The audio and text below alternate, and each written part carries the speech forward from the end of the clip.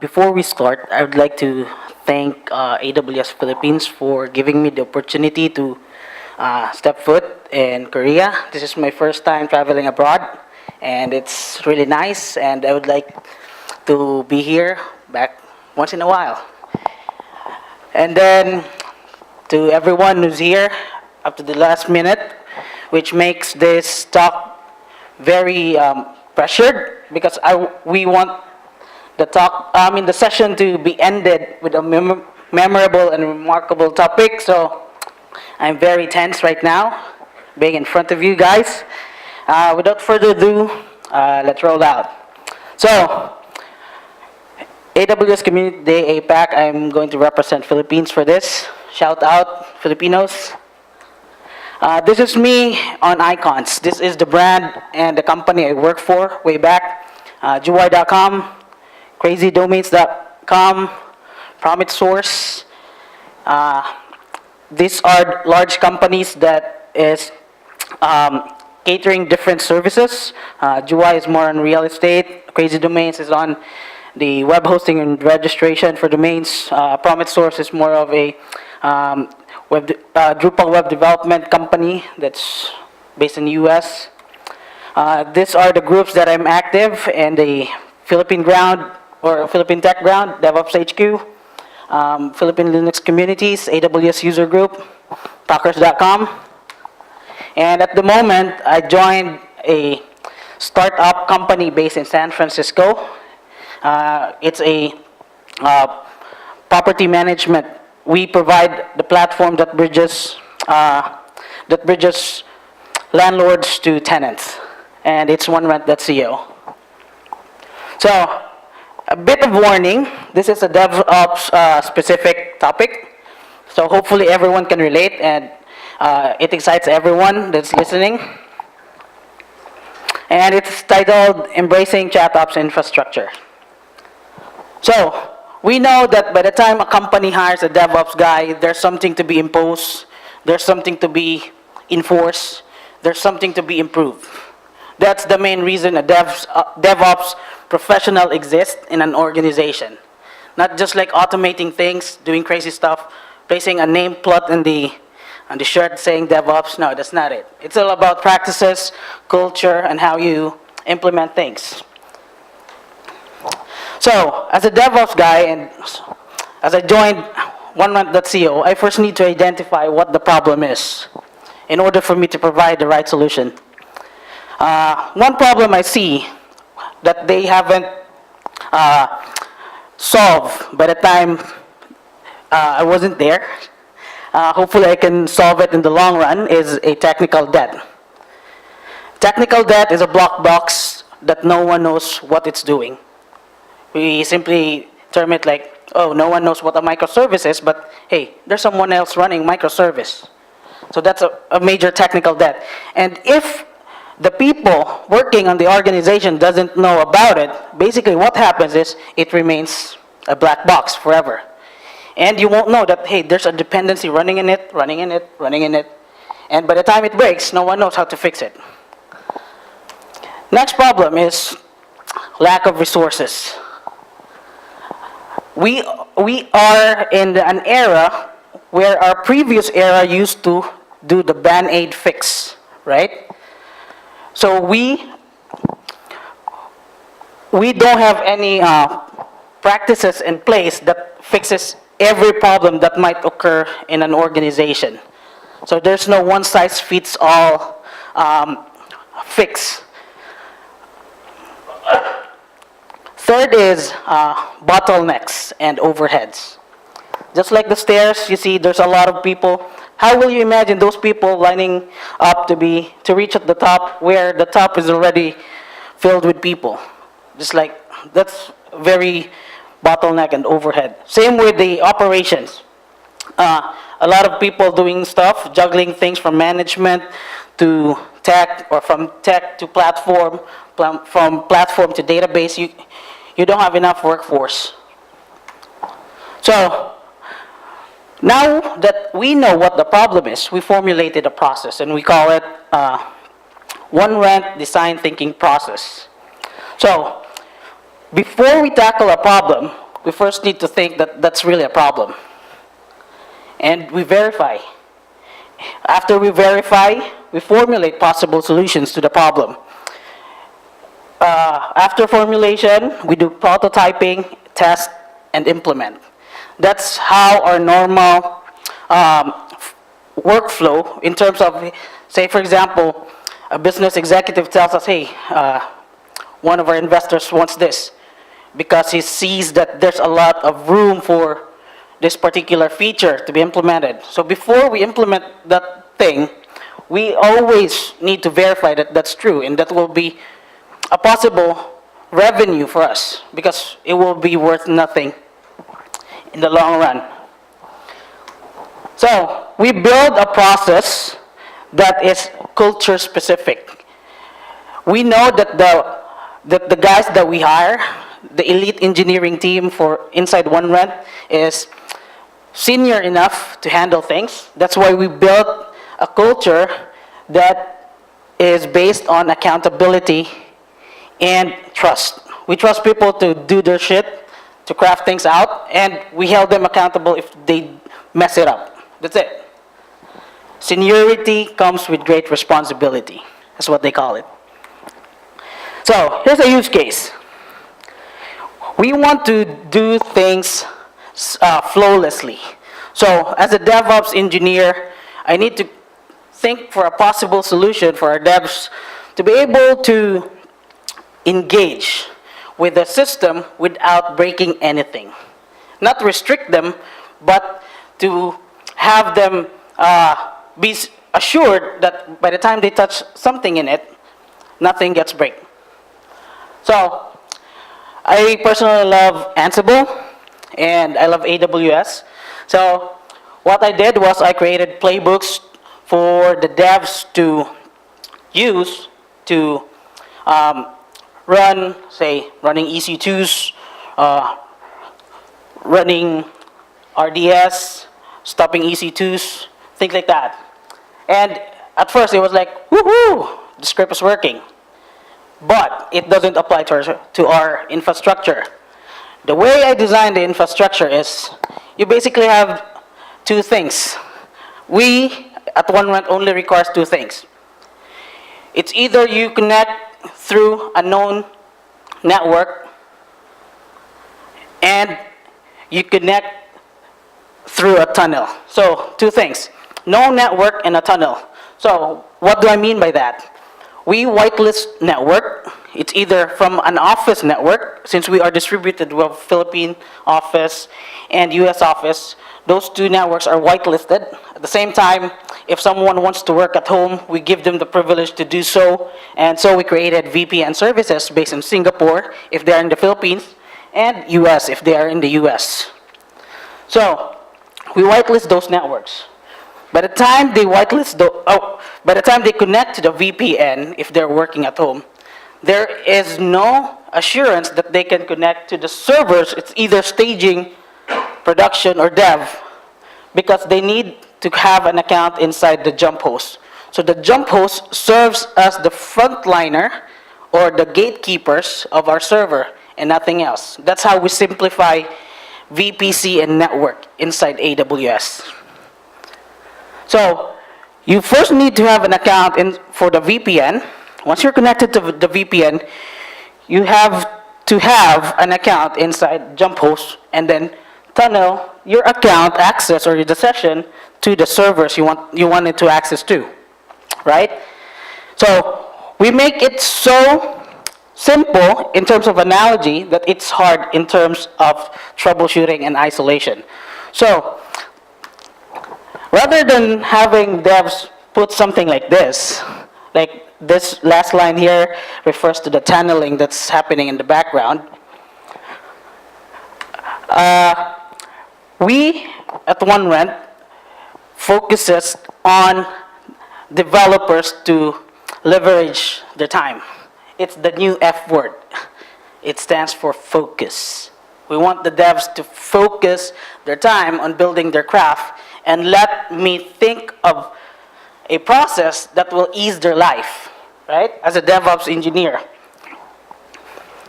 So what have I formulated? We got the same stack, Ansible, AWS, but this time, I want the devs to have the freedom to freely chat a bot and from a Slack channel saying that, hey, I want to deploy a server T2 micro with a RAM like this, with an EBS that is on this size under a magnetic SSD, magnetic volume or SSD or IOPS, and boom, wait for a minute, that's it. How does it work? So say for example, I don't know if you can see it from the back, but here's how it works on real time. Say for example, this one. This is, I was specifically chatting on the bot, commanding the bot to stop the instance, because basically that's a test server that, it's a phone system server that we spawned last month and we need to shut it down because it's no longer being used. So rather than logging into the AWS console, click, click, click, just need to go on Slack. Here's the right command. Here's the argument that you need, the parameter that you need to specify. Let's say, for example, the exec there is the action or the operation the bot needs to execute. And then it's I have there the region where the server is running. And I have there the server name, which refers to the tag for that particular server. So by the time I placed all the arguments in there and hit an enter, it seems like I'm just chatting on my wife, which was my ex-girlfriend. And boom, voila. A worker bot gives a notification saying alert, stop, which is the execution, and then the server name. And what happens next is we have this boss bot, which runs the Ansible script from the background, and by the time it finished running, it gives you the output saying that, hey, everything went cool, everything's completed, here's the log, and that's it. Another example. This basically is about like starting a server. One server is being stopped because it's, say for example, if you are a dev house and you only work for Monday to Friday, what you basically do is you turn it off during Saturday and Sunday for you to save and cut costs, right? So Monday came, you start the server just through chat, the worker bot saying that, hey, I received this command, and the boss bot confirmed that, hey, I've executed the command, and here's the log, and voila. It stops it runs the server. Here's another cool case that I've built for the company. We want our developer to focus the effort, to focus on their craft, right? So after they craft their shit on local environment, we want them to easily test it inside dev and staging server. So what I did is to create a script that devs just simply log in. Say, for example, this dev Boji logs in to Slack and then chats bossbot, hey bossbot, run this command for me, deploy it on, say, deploy devel, which means the particular script. Deploy devel, and my code is on this branch, and run it on this port. And by the time it finished running, Boji just needs to access the URL plus the port number, and it's there. And here's what I'm talking about. If you want to spawn the server, like from a dev perspective, you don't need, or I don't need to give you an IAM user, which will give you a headache figuring out how to do things inside the console. As what Kai mentioned, it's AWS grown very humongous, and you don't know where to start explaining things to developers. So just chat on the bot, and the bot will be will execute it in behalf of you. So basically, there's a lot of arguments in here because I don't assume where developers want to run the code. And the code, the server, they have the ability, as what I've said earlier, I don't restrict them. I just make sure that they don't break things. So there's no restriction where they want to run it. It's either on US region, Singapore region, India, Japan. They have the will. They can run it on specific VPC, like just specify the ID. If they want it under the development VPC, specify it, staging or production. If I'm not there, they're obliged to do the production stuff as long as they know the policies in place, because everything that I work, I am an advocate of wikis. So everything that I write in terms of codes, in terms of script, I always document it. And say, for example, in this case, everything is being specified. BossBot says, hey, let me execute it. It confirms that it's finished, and the log says, okay. Then when you log into your console, you'll see this, and it's under initiating state. And imagine that's spawning. What if your developer can spawn at the same time, install Node.js or install specific packages, you name it, and everything is just a chat away. It's really handy and it's really convenient for them. And for sure, they will thank you at the end. So, how do you maximize running all those scripts? You use crons. Oldies don't die, right? So old school is cool. So crons are basically there since Linux started. I mean Unix started. So cron's not dead. Leverage the use of crons through your script. Say for example, on a scenario I mentioned earlier, you're a dev house, and your working hours is 8 to 5. You basically want to stop your dev server, staging server, during 6 to 7 in the morning and start it 1 hour before the shift starts. So leverage through the use of cron.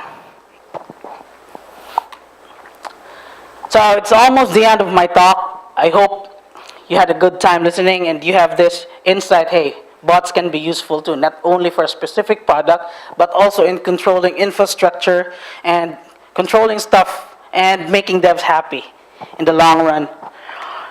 What do I envision for OneRent?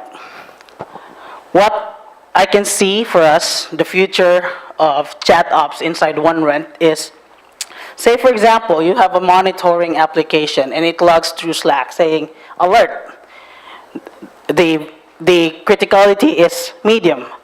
Server 01 staging is running at this pace of 90%. And the bot, if you see the log, it's 7 a.m. Medium, who cares? It's a medium alert. What if it runs under 9 a.m., 2 hours later, and the bot say, alert, criticality is high, this server is now running on this pace 95%. Just imagine your bot listens directly to what the other bot is saying and saying, okay, there's a high alert on this particular server, and you predefine your script saying, running this cleanup script on server 01. Voila. And the worker bot, who's the assistant of BossBot, confirms that alert, server staging restarted. Maybe it might be because that the script, this cleanup requires a restart or things.